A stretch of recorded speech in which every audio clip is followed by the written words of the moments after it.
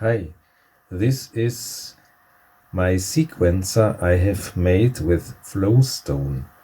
Flowstone is a software based on modules, and you can put them together to create your own synths or MIDI devices or audio devices. In this case I made a MIDI device. Then you can drive your devices over USB with MIDI signals. Flowstone works with modules. You can choose or create modules, and here you have your ready device, and you can go deeper and deeper into your device. So this is one step into your device is created with some modules, and now you can choose a module and go into this module. So, and now you have the components with the module is made. There are different components. Here are windows in Ruby. You can program in Ruby, and you have the option for graphical cabling and choosing your devices. So I made this whole device with this software called Flowstone. So let's see how it works. So the sequencer starts as an exe file. Double click on it and is written for my Asus eee-PC. It's a very little window, but I prefer working with this small computer. It's a small laptop. So you see there are 4 sequencers with an octave up and down, and 2 sequencers with one option with a clock option. Here is a reset on the first bar to drive drum computers or anything else I will show you. It's at first you must choose the USB out port device. I can choose my poly. So you have connected it via USB, and my poly MIDI to CV converter.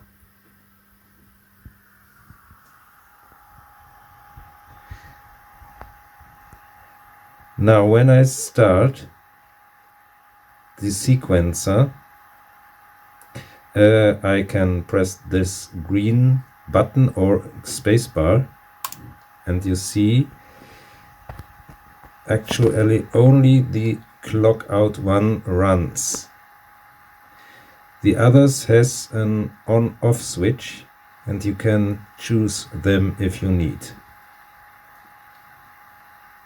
Now here comes a clock signal out on the MIDI port I choose. Actually I have the first channel. If I set a note, there comes a clock signal on the first bar.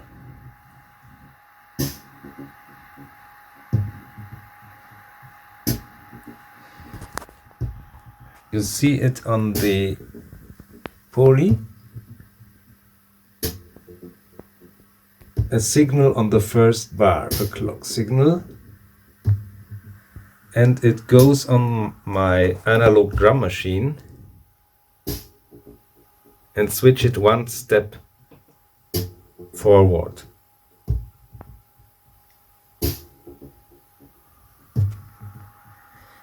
Also, the bass synth is driven with this device.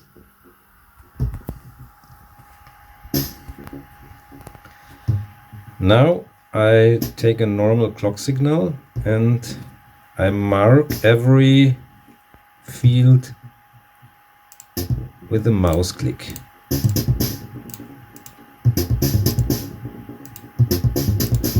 So here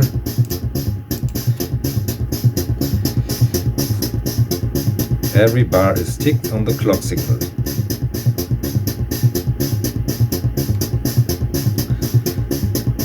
So I go and stop. Here is the reset on 1 option. I demark this and show the reset on 1.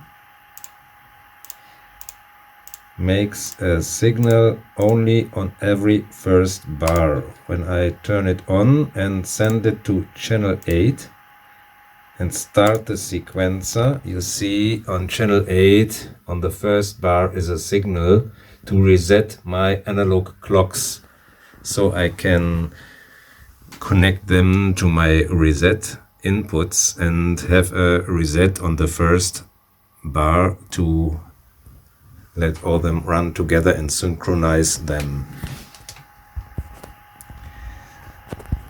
So I switch off.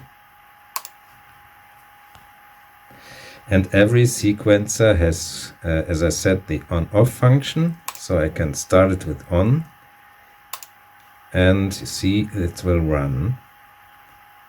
Stop. Then I can choose the MIDI output for each sequencer part.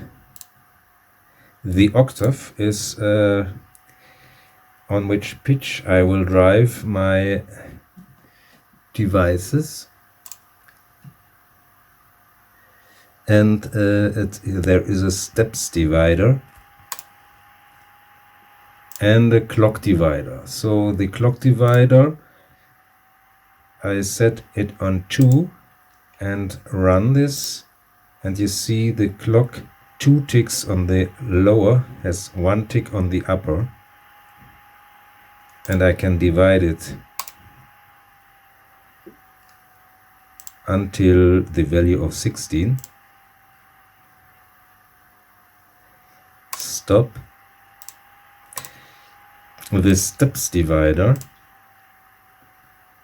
makes only 8 steps on the upper and 16 steps on the others. So I switch on the sequencer 2 on normally steps, and here I divide it, and so I start, and you see I have 2 8 steps and here 1 16 steps. And if I mark one, you can see there are always 2 bars marked. Here is one bug. I will say it's not a bug, but normally it is for poly MIDI signals, and I can use more than one note, but the poly or the analog out can only choose one, work with one bar, so I have only choose one option and not 3 at once or 2. So I give the steps divide to 1 and the clock on normally. So now here is a clock out 2. I drive this with the CV in for a filter, so I can make a accent on a node I have choose here in the filter. I will show you later. Then I can choose the steps and the speed for all sequencers. Steps are up to 16. I can choose, here I have 8 steps, and then it runs only on 8. You see, nodes are behind the chosen area are white and will not be played, and in this area are they black.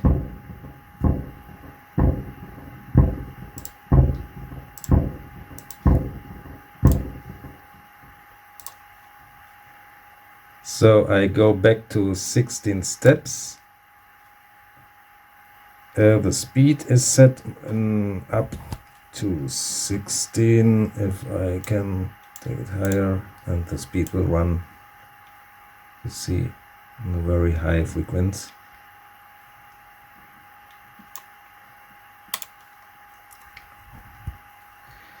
Then you have the option to set the clock out in a normal function, or you can try, I choose 12 steps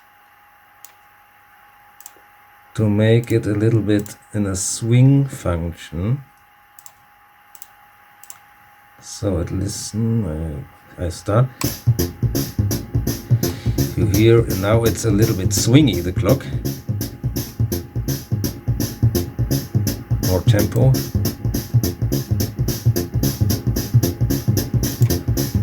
Or I set it to the normal mode and mark each field.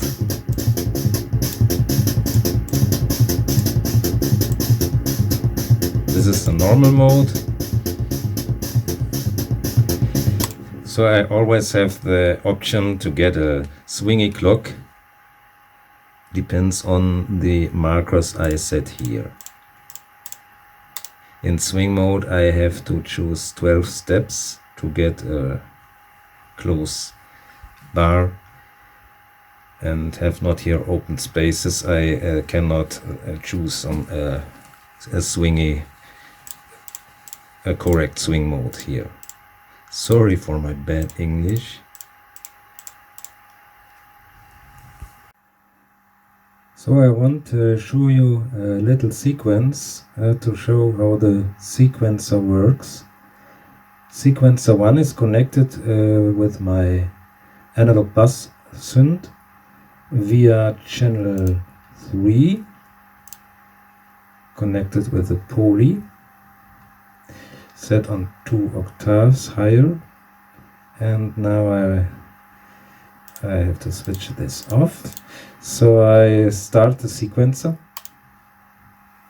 and begin with a C in this window for the bus.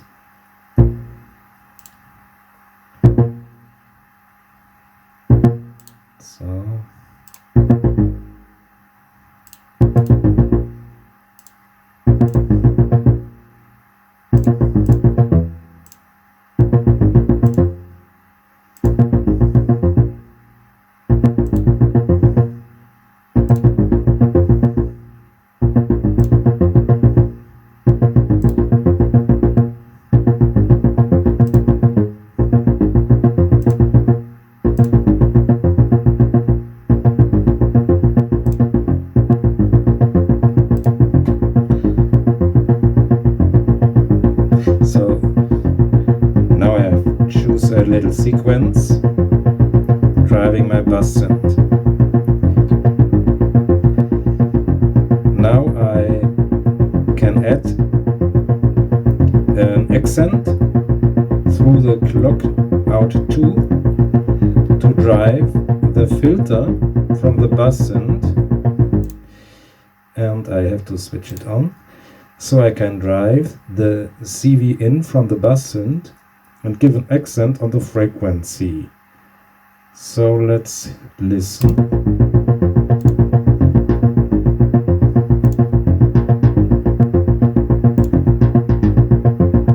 So you hear?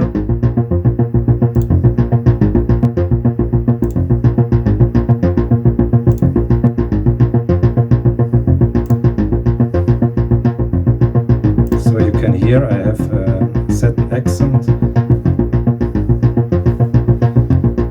on the bass line through, in the out of channel 5.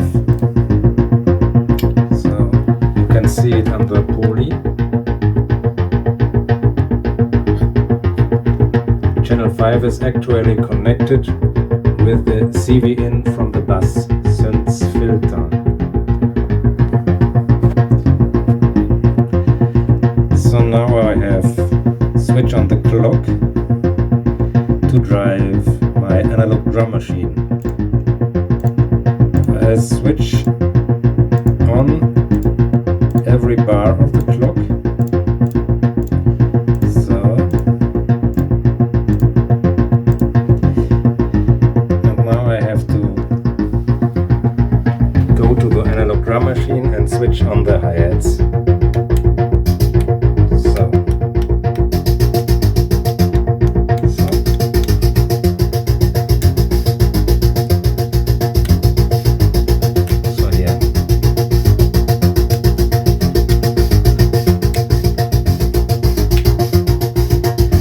Bass drum.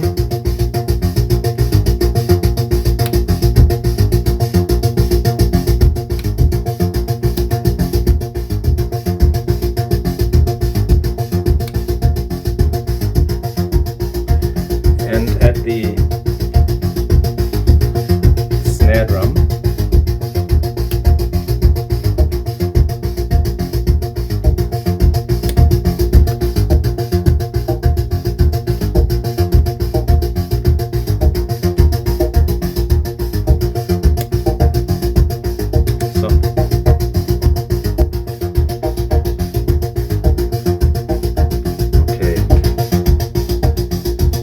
Easy rhythm. And now I choose my second analog synth in this window from sequencer 2. Stop it and switch it on. So I choose the channel 2 to drive my other synth on channel 2. Yeah. Okay, let's start.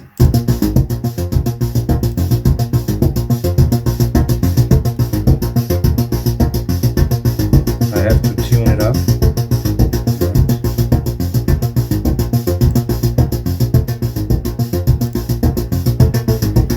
Oh, I have to tune it up.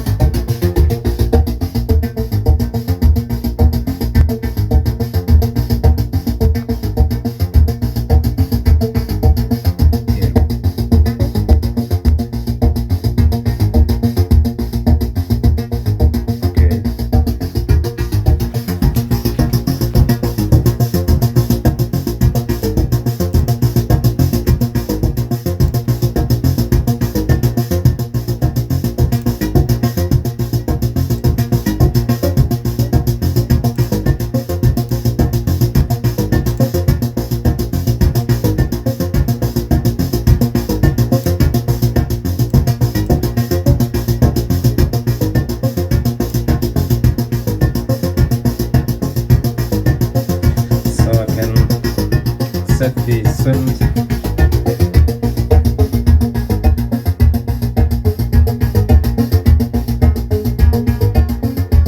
so longer.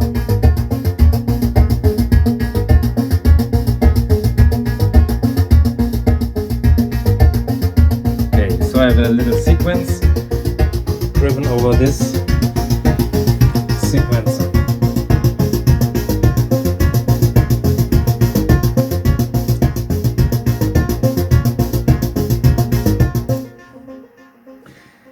So I hope you enjoy this video and I could make you understand how it works. You can download this sequencer in the link in the video description. I have some more versions from this sequencer. Actually, this is the standard version, and if you have such a device as a USB device as a Poly, where you can connect synths over different channels, it is a very good thing to work with. So as I said, it's for the eee-PC. I like this small device, and the resolution is in the moment written for this little screen, but it should work on every PC. I hope that you enjoyed this video, and I say bye.